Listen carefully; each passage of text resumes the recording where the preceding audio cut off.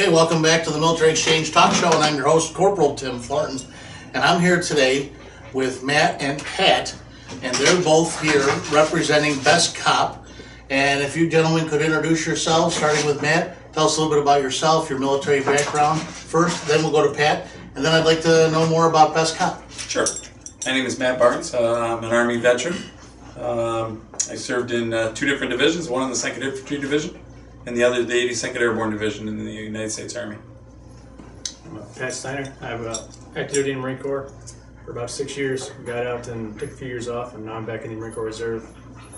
I have about 16 years time in service at the moment. What's your MOS? 6114 with a secondary 74. In English, that's a helicopter mechanic and a crew chief on Hueys. Oh, crew chief. Yeah. A lot of power. It's a good time. Yeah, that's great. That's great that you get to do that. Now, they just retired the UH... 1N, the Novembers. We've got Yankees now. They're four-bladed upgrades to the engine and the transmission. A lot more power, a lot more ability to carry more ammunition and personnel. Nice. So it's How many guys can you carry? Unless that's top secret. No, it really depends on how much ammunition and gear you're carrying also. We can easily carry 12, 15 guys. A few months ago, we flew 2 pilots, 3 crew in the back, 4,000 rounds of 7.62 loaded with an additional 3,000 in the cabin, 800 rounds of 50 cal loaded with an additional 600 rounds, and then we put 5 guys and flew out with no problem. Do they have a hell hole? They do, but that's not accessible to us. It's for maintenance it is, but not when you're flying. So nobody does any of that crazy... No. They did that once. Well, we still do spy rigging and stuff like that where they mount it in the hole, but we don't do a whole lot of externals or spy, so it's still there available to do all that though. So that's when I stepped out of the hellhole, I think to myself, as much as my body hated it, how did you do that out of a perfectly good airplane? And willingly. Yes, willingly, right? They didn't push me, but almost. I was like, oh, I don't like that at all. So tell us about Best Cop. So, Patrick and I, along with a lot of others, a lot of other guys put in a lot of time off duty, and we formed a competition called Best Cop Competition. And basically what it is for the Metro Rochester area agencies to come out to an event to display some of the positive aspects of policing. And they form 2-man teams, and they can form 2-man teams from their own agency or from a different agency, and they come out and compete through various skill sets. And there's 5 different events, and for anything from an obstacle course to shooting to repelling to different events this year and last year, which I don't want to say in case we have any listeners that are our competitors for this year, but mostly skill sets that are necessary in the law enforcement arena. I guess my big question is, now I get what you're doing, and I get the end result, the camaraderie and the skills, and you get to bring forth a lot of stuff. A lot of guys find out an awful lot about themselves, I'm sure, because you said it is grueling. But what is your overall big goal for Best Cop? Where do you want to take it? You've done how many so far? This will be the second one. This is the second one. Yeah. First one was 2013. You got it. And then, so, big picture. Yep. Best cops all over the United States? Big competition in California? No. The Best Cop is where we want to take is where we're at right now.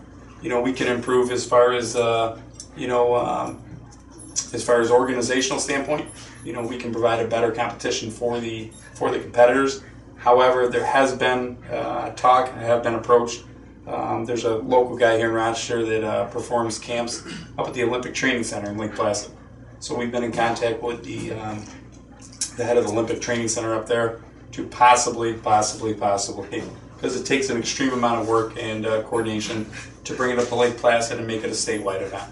So we'll see where that goes. That maybe this winter we'll make a couple trips up north to Lake Placid, sit down and talk with the guys at the Olympic Training Center and just see. Because right now, cost is a huge factor. It's made possible by donors. It's a non-profit, or a zero profit, I should say, zero fee accepted event. We don't earn any money off it. It's made possible through donors, through sponsors. no money is taken in, no money is paid out. So, it's a difficult task to take it from a local level and go to a state level. And one of the big things is the cost, because when you start going to an Olympic Training Center event, it costs money for teams to stay. And it turns from a one-day event to probably a two-day event. Someone to come up on a Friday night, spend the night on Friday, compete on Saturday, probably spend the night on Saturday, and go back on Sunday to the respective, agencies. So that's a whole different thing, a whole different venue. And, we'll see how this year goes. And I'd like to keep it local, but maybe expand it to, have some MIPD boys come up and some other, agencies throughout the state come up and compete against the local guys. Here in Metro Rochester, we're pretty lucky. We have a good training facility, and we actually have a lot of squared-away law enforcement officers here in Metro Rochester, and I think we take it for granted because we all work together and train together. There's some great people up here working the streets. Got some really good skills. Right. Absolutely. Well, Pat, what were we going to say? Correct me if I'm wrong. Maybe I'm speaking out of turn, but I think when we started it out, there was no set end goal. It wasn't, we're starting this out to do this. It was just a matter of, Matt was inspired by the Best Ranger competition, the two-man teams with them. Want to do something local for local law enforcement. Put it together. He's the brainchild behind it. Put it together, and we helped him organize it for the local law enforcement community. So there was really no end state we were striving for. It's just kind of grown a little bit since then. After the first year, I had a lot of guys give great feedback, saying how much they enjoyed it, and we had guys pushing within the week for us to have a second one last year, which fell through, but it was basically just a local event for local guys that's grown to the point where it could get bigger, but even then, that's not our goal. Our goal is just to have a competition that benefits the local guys and is a good time, good training, and a good experience for everybody that comes out. And it showcases a lot of positive aspects in the police world. Obviously, we're newsmakers. As you see when you sit down every night and watch the news, police are newsmakers. Probably the top 5 stories every night in the evening news, whether it's local or national news, has something to do with police. Whether bad or good, police are newsmakers, whether we want to or not want to be. It's just a simple fact, and that's the that's the nature of what we do. So it was to showcase some of the positive aspects, and it's our way. We're starting to get older. We're not the young guys anymore, even though we still think we are. We're not. We got some years on the job, and now it's our time maybe to give back and maybe to help out and maybe set be a pathfinder, if you will, to the younger guys coming up. It's not all about what you can take from the job, how much money you can make, what cars you can buy. Let's give them back a little bit, and set up a competition. It's good natured. There's some trash talking, which we like. We like confidence. And come on out. If you can talk it, let me see you walk it. And that's what the whole thing was about. And like I said, it builds at esprit de corps and emphasizes, physical fitness. A little cognitive stuff in there, some physical fitness, a little competition. There's nothing wrong with all that. That's very good stuff to, to showcase for the general public. And the general public's absolutely allowed and invited to come out and watch the guys compete. Now, what team won last year? The team, I don't know what team number they were, but 2 guys from Monroe County SWAT won it. Did an exceptional job. Very squared away guys, 2 guys. And they beat some very, very competent, skillful teams. And they're running it again this year. They're coming back this year? They're coming back. Are they the team to beat? Or do you got a bigger, heavy hitter, you think? There's some squared away guys. It's going to be close. We have a lot of good teams. Well, 3 of the top 4 from last year are coming back. Yeah. And they're all great teams. We have some other guys coming out who are also great contenders.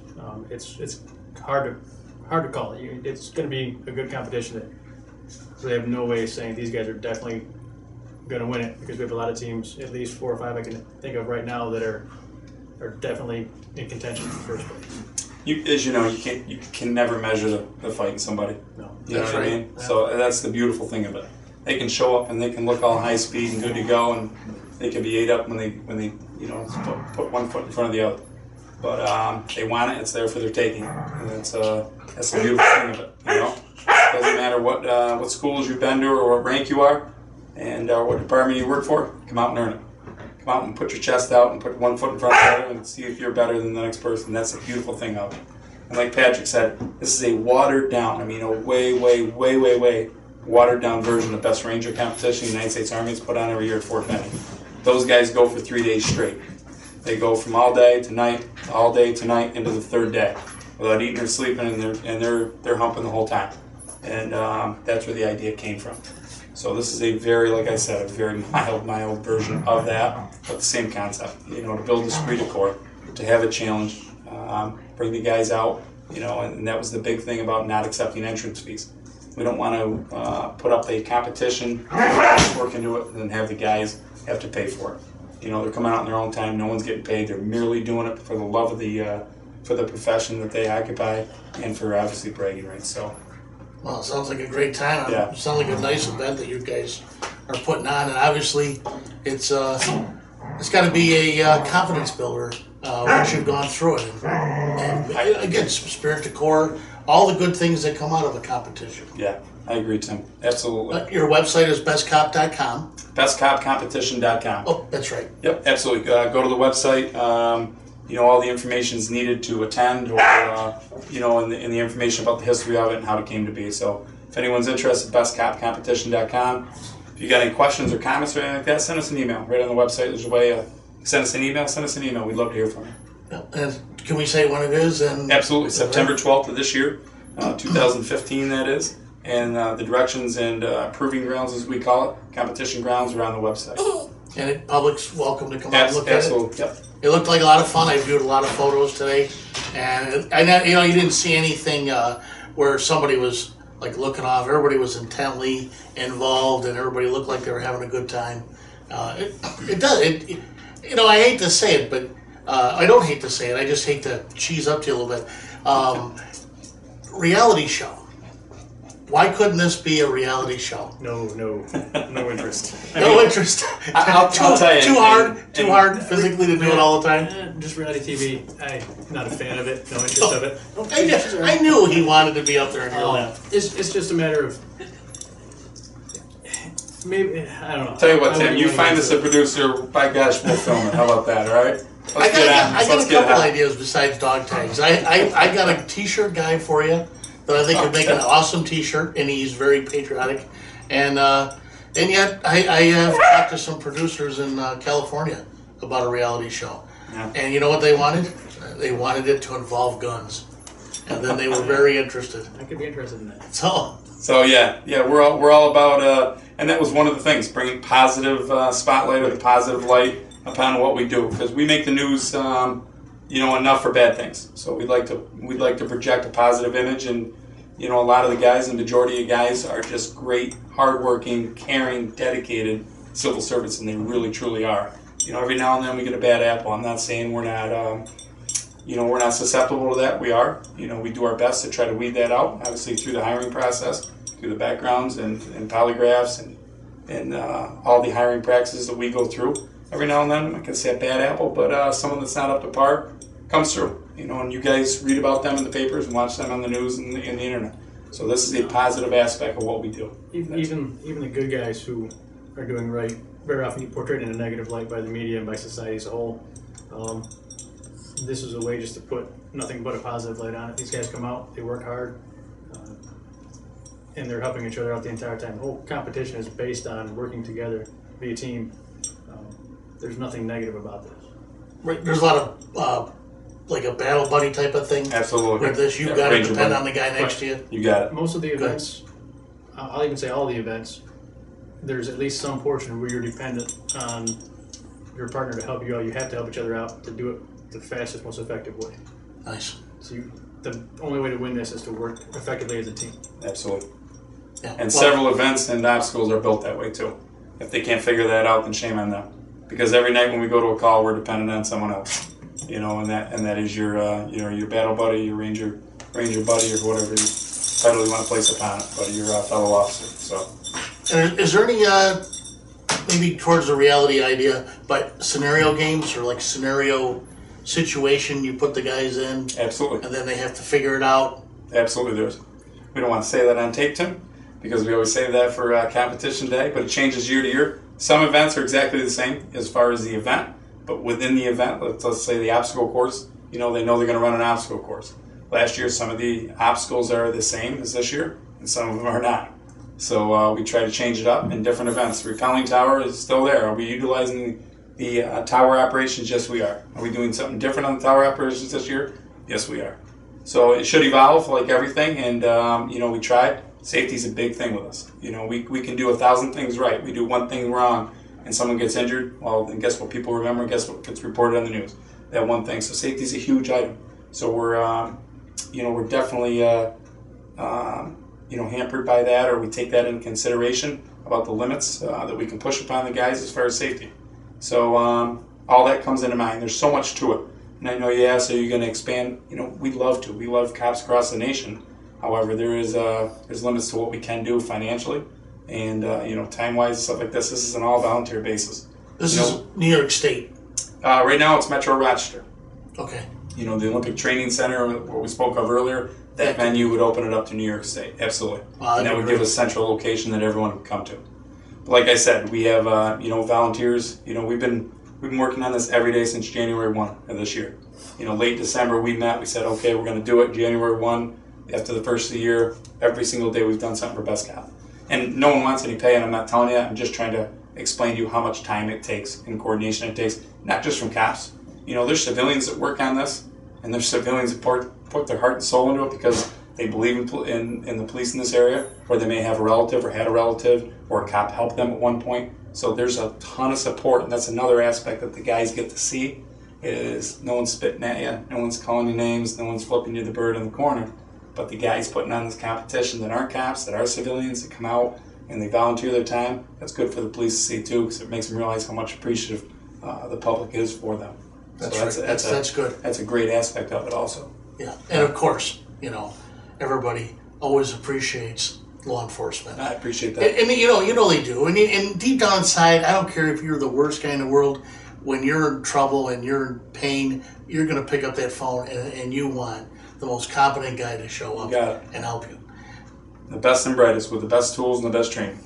And that's what we strive for here in Rochester. And I tell you what, the people who run the academy and everything else have provided us since we've came on the job. And like I said, now we're not the new guys. It's our time to give back a little bit.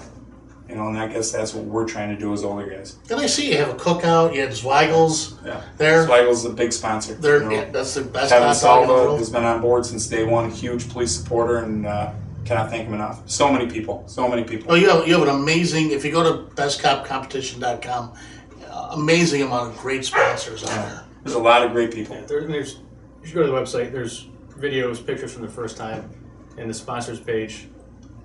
I'm not even getting into how many there are. There's just a ton of people that came out and helped. Instrumental in getting this done. Cool. Yeah, and the events, the amount of support even one event takes, from whether it's a tower operations event, that tower doesn't build itself, doesn't have nails, go up by itself, boards, screws, anchor points, carabiners, figure eights, harnesses, ropes, Yep. the gloves, the Protec helmets, the holds, that's one tiny event that takes so many different items, so many cogs to this wheel. There really are. And like I said, we try to do our best every year, working on it every single day since January 1 for this year. Not just us. We're talking, there's probably over 24 people that have worked on it every day in some fashion or another. So we're very blessed to have those people too. We just had a stupid idea and we ran with it, and it's come to fruition, and that's great. And hopefully it continues to evolve. That's great. That's what we're looking for. Thanks, guys. Thank you. Thank you for having us on, Tim. I appreciate your support. Serious. Thank you so much. BestCopCompetition.com. When you hear the phrase, boots on the ground, that phrase means our men and women that are in the American Armed Forces. And that means they're ready to fight. They wear the very best gear America has to offer. I'm talking the very best in leather, Gore-Tex, Thinsulate, 3-layer Vibram soles, Nomex, side zippers, and stitching. Quality that the civilian market can't even come close to offering. When you say quality, you want U.S. government issue. Iron Mike's is the leading distributor for military government contractors. They offer jump boots, Mickey boots, jungle boots, SWAT boots, sniper boots, steel toe, Navy deck boots, and Marine Corps and Army desert boots. Corafram low quarter shoes, mucklucks, extreme cold weather, and lightweight tactical boots in 6, 8, and 10 inches. Iron Mike's takes trade-ins of all your old military boots. Iron Mike's is located at 2485 State Route 332 in Canandaigua. Check us out online at ironmikes.co.